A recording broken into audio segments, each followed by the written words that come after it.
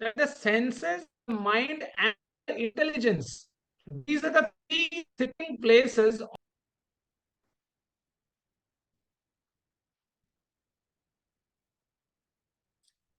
Prabhuji, we again lost you.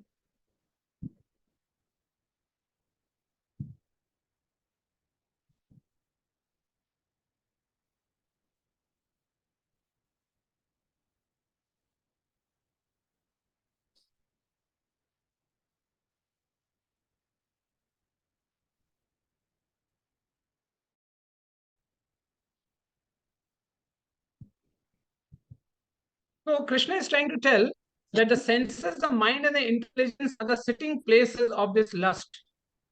Through them, lust covers the real knowledge of builders. So now Krishna is talking about the most and the biggest prominent enemy of our life, that is lust. And Bhagavad-gītā also lust as well as the unstoppable desires, unlimited desires that we have for life.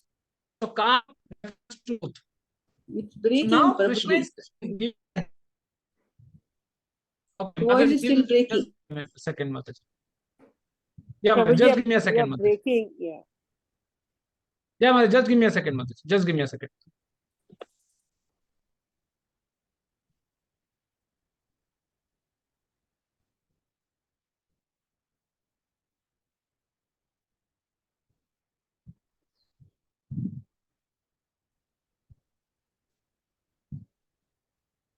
Hare Krishna, Mataji. Yes, Prabhuji. So what I was telling is, now Krishna is giving us a hint at those places, saying that these are the places where the lust resides. And if we are able to capture these provisions, these places, then the lust which sits over there will not be able to influence us. That's why Krishna is telling that three places. What are these? The senses, the mind, and the intelligence. Okay. Now, in Mahabharata, Yudhishthira, in Shanti Parv, Bhishma Pitama tells very beautiful thing to Yudhishthira Maharaj. He says, Kam bandhanam eva ekam nanyatiha bandhanam. Kam bandhanam mukto hi brahma bhuyaya kalpate. He says, a person who gives up all sort of desires, he only can go to Bhagavad-dham. Brahma bhuyaya kalpate. And a person who is completely imbibed with desires can never be freed up from these material world. The same thing even Bhagavad-gītā says. Bhagavad-gītā says, Man eva manushyanam karanam bandha mokshayo. Even Bhagavatam says the same thing. Bhagavatam says, Nayam jano me दुख सुख हेतु ना देवात्मा ग्रह कर्म काला मनः कारण अनंति संसार चक्रम परिवर्तयेद यतः. So now, in all these shlokas, it has been said that the mind is the only point, is a pivotal point which makes us. So in Bhagavatam, it's very beautifully described that this mind is the one which is the reason for us to keep on wandering in all these material worlds, material life with material bodies. There is, as Goswami ji says, na kahu na ko sukh dukh kardata nij krit karma bhog sabu bhrata. There is no one in this world who gives us happiness or distress. Nor the planets, nor the devatas, nor your neighbor, not anyone. It's your mind who gives you all this, who becomes the reason for getting all these things to you. Especially when we talk of lust, right? Especially when we talk whether it's eyes, ears, nose, or tongue. All these sense organs you would see become the source or the agent of sense gratification. Suppose we talk of the eyes, because eyes and ears are the prominent weapons of this lust, who influences our body, in which we forget as that we are a soul, but we start considering ourselves as a matter, the gross body. So if we take an example of the eyes, so when we see a woman or a girl, quickly the lusty desires wakes up. You know why? The reason is because we don't have the perfect knowledge in us. Because if we see a body which is a female body, we think that attraction gets up, but we forget that that body is after 30 to 40 years it will turn into a smash. That's why Bhagavatam says, what is this body?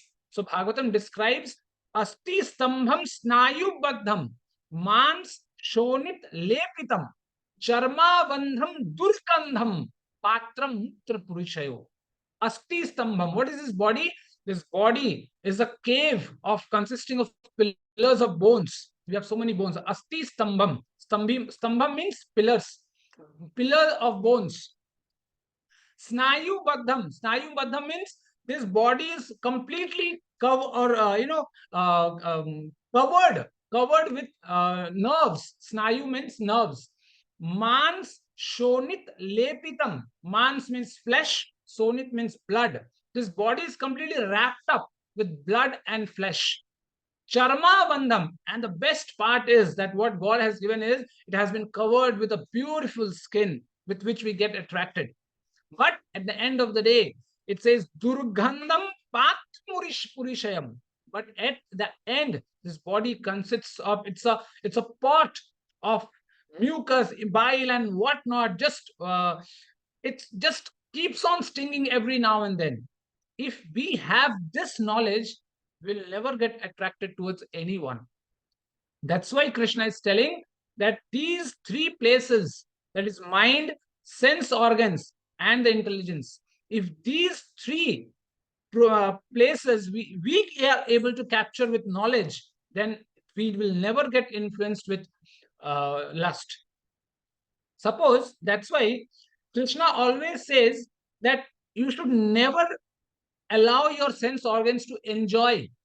That's why whether it is eyes, ears, nose, tongue, you should keep in a limit.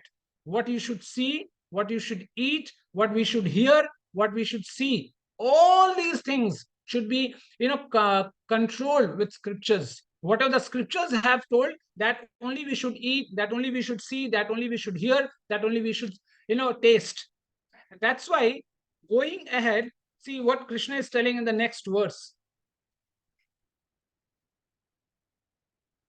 Now, here Krishna tells, Tasmat tvam indriyani adau niyamai bharat sabhaha papamnam prajahi enam jnana vijnana nashanam. So, in the very first step, you should curb all these sense organs with knowledge. Because until and unless you curb all these sense organs, you will never be able to go forward. That's why very beautifully Chaitanya Mahaprabhu said, Bhalo na gramya katha na sunibe, gramya varta na kahibe, bhalo na kahibe, bhalo na poribe, bhalo na khaibe. That's why Chaitanya Mahaprabhu said, never do prajalpa or never hear prajalpa, because we are very interested in hearing and listening prajalpas. And he continued saying we should never eat good items, delicious items, right? So in this case, Bhagavatam says, stokam grased grasam deho vartet yavata. We should only eat to keep this body and soul together. We should not eat for our tongue satisfaction. That's why it's very, sad, but, it's true that we see devotees, we see so many times we throw prasad. We talk of so many philosophies, we talk of so many things in classes, in Bhagavatam class, in Bhagavad-gītā, so many things we talk and hear. But at the end of the day, when it comes in practice, we see, you see people fight. At times, devotees stand in the nearby dustbin so that it can be controlled that no devotee should throw prasadam. But with them we fight. That Prabhuji, don't tell me, don't tell me. I know, I know. Don't tell me, Prabhuji. I know that. I know. Like this, we fight with those devotees and we throw away prasad. But while discussing philosophy, we are so great that we keep on, discussing philosophies after philosophies. But at the time of practice, we fail. That's why Bhagavatam says that Gramya Gitam na shunuyat. In with respect to ears, it says with ears you should never hear any songs of this material world. That's why when I was in +2, one of my chemistry teacher used to say, especially in Jharkhand side, we celebrate Saraswati Puja in a very huge, pomp and show. So it used to go around for 3-4 days almost. So in those festivals, they will never put the songs of goddess Saraswati and every good spiritual songs. That teacher told one day that when I was coming to school, nearby my home, there was a Saraswati Puja celebration going on. So the Saraswati goddess is sitting, but the song is of something else. What is that song? The song is "Tu cheez hai badi mast mast." So, in the name of this spirituality, we are just putting our sense organs and just enjoying ourselves. You will see in Bangalore side as well, especially in Durga Pujas, in the name of cultural events, they do all nonsense. Nothing is cultural. Only it's uncultured celebration. It is. You will see many Kormangla or you go to Kormangla side, many other places where there is Bengali hub. They will just all in the name of cultured events, they will put up uncultured events, nothing else. So Krishna is saying, until and unless we control our senses, whether it is ears, eyes, tongue, or nose, whatever it is, until and unless we control this, we will be never be able to control our, lusty desires. And until and unless we get to know that we are not this body but soul, we will never be able to experience, as Bhishma Pitama says, Brahma Bhuyai Kalpate, Kama Bandhanam Mukto Hi Brahma Bhuyai Kalpate. As in one of the Upanishads it has been said, Deha Abhimane Galite Vigyate Paramatmani Yatra Yatra Mano Yati Tatra Tatra Paramatmani. Deha Abhimane Galite. Until and unless the abhiman, the desire, that the thought that you are not this body, de abhiman galite vigyate paramatmani. Until unless you get to know that you are not this body, you are this soul, until this happens, yatra yatra mano yati tatra tatra paramatmani. After this happens, wherever your mind wanders, wherever your mind goes, you will be able to see the Lord himself. But before that, you have to curb your senses. You have to get out of this cage of this bodily concept. And that's why in Bhagavad-gītā, in the very beginning, chapter 2, Krishna gave the concept of body and soul. And once, see, it is as easy as said, we can tell it. But when it comes to practice, as I said, when it comes to practice, it is very tough. That's why we should never think of enjoying ourselves. That's why one saint in Vrindavan tells very beautifully that if you desire to eat garam garam pakoda, pakoda and chutney, so yes, please cook and offer to Krishna and wait for half an hour. Don't think of enjoying. Let that pakoda cool down. Let that pakoda, because pakoda, when it is hot, we like to eat. But when that pakoda is cold, that taste decreases. So he says, let that pakoda cool down and then you eat. Because you are not the ultimate enjoyer. Krishna is the ultimate enjoyer. Let him be the bhokta. You don't try to become bhokta. But we want that, we keep 5 pakodas, we give in the altar, and then we start the next item after the offering is done, because we want hot. So it is very, very difficult to give up all these sense organs, enjoying aspect. And once we come out of this, it will be very easy. Especially, see, in our ISKCON, I don't want to talk about other organizations, I don't know what they do, whatever it is. But in our organization, in our ISKCON family, when people and from different parts of the world come, enter. The first, most challenge that comes is this, controlling your tongue. Okay, you enter, you say one mala jap, okay, we'll do one mala round. Okay, no issues. After that, you say, okay, non-veg, no eating. Okay, no non-veg. Okay, no, okay, ठीक है. After that, okay, no onion garlic. Oh, onion garlic also. What is there? It's a vegetable. We are not killing anyone. We are not hinting anyone. We are not doing anything to anybody. No hinsa and no nothing. Okay, it takes a lot of time. This coming out of onion garlic only take 10 years of life. Leave about bhakti and all other things, right? Then, okay, onion garlic is done. Okay, from now on, you should eat offered food. Offered food means nowhere, whether it's without onion garlic, even outside. If you are getting outside, you should not eat. Again, a burden on us. So many obstacles. First, before we get on to bhakti is very far away. As we say, Delhi dur hai, like that. So until and unless we curb our senses, there is no point. Our devotees, we are very smart. We say that, Prabhuji, this is prasad, Prabhuji, prasad, Mahaprasad. And even I think last time I told, even Radhesham Prabhu tells that if you are full of stomach, your stomach is full, even when you get a Mahaprasad, keep it for later time. Just take a pinch of it to honor that prasad and keep it for later time. But we don't do that. We just have as much as we can, because we don't have a controlled tongue. We don't have controlled sense organs. And until and unless we control them, there is no other way to go ahead in our bhakti life. In the name of prasad, we can tell a lot of philosophies, but we know, as Prabhupada said, and I love this statement of Prabhupada, that you cannot cheat Krishna. You can cheat the temple president, you can cheat your counselor, you can cheat everyone in this world. But at the end of the day, you cannot cheat Krishna. So we should know that how far we have, we have crossed, controlling these sense organs. Suppose at times when there's a festival going on in the temple, you go for taking prasad, and someone has given you a kaju katli or a kheer, and the second time you go for some sambar, and by mistake that sambar falls on that kheer, you shout like anything. We shout at them like anything. So this means that we wanted to enjoy that kheer, but as that sambar fell on that kheer, sambar and kheer are done out together.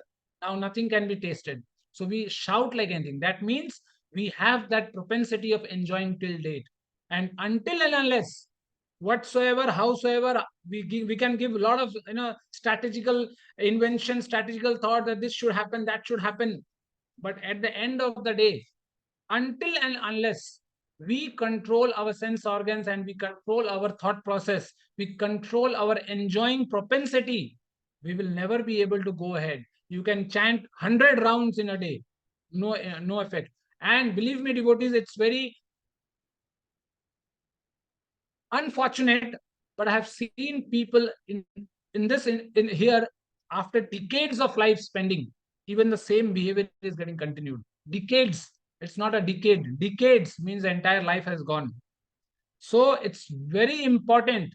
Telling and hearing is one thing, but until and unless we put into practice every day, every moment of life, it will never help us in our life. Because as Prabhupada said, we cannot cheat Krishna. We can cheat everyone. So that's why in these two verses, when I was reading day before yesterday, these two verses, I felt very good that Krishna in the very beginning talks about controlling these senses. Because at the end of the day, if we don't control our senses, that propensity of enjoying lies in us. So what's the difference between outside and inside? The people outside enjoying non-veg, you are enjoying here veg. So what's the difference? We are enjoying at the end of the day. So enjoying is the main factor for which we came here, because we wanted to enjoy. We had that propensity in us to enjoy, and that's why we are not able to go back. Whether you enjoy, what is that, pani puri or whatever it is, until the day we have the enjoyment. I can tell you a very good story from Mahabharata about prasad, but it will take a long time. It's about this, that till the day you have the propensity of enjoyment, you will never be able to get Krishna. It's a very beautiful story, but it's a bit long. I'll not continue now. I'll tell you some other day. Where Krishna shows everyone, the Pandavas and the entire Hastinapur, that till the day you have even the small point of intensity for enjoyment, you will never be able to get Krishna in your life. That's why with these two shlokas, we should get in nutshell, we should understand that every point of life, we should control our senses. And once this is done, it will be very easy for us to go ahead and get bhakti in our life. Okay. So with this, we conclude our session. If any Mataji or Prabhuji has any questions, we can take, else we can stop.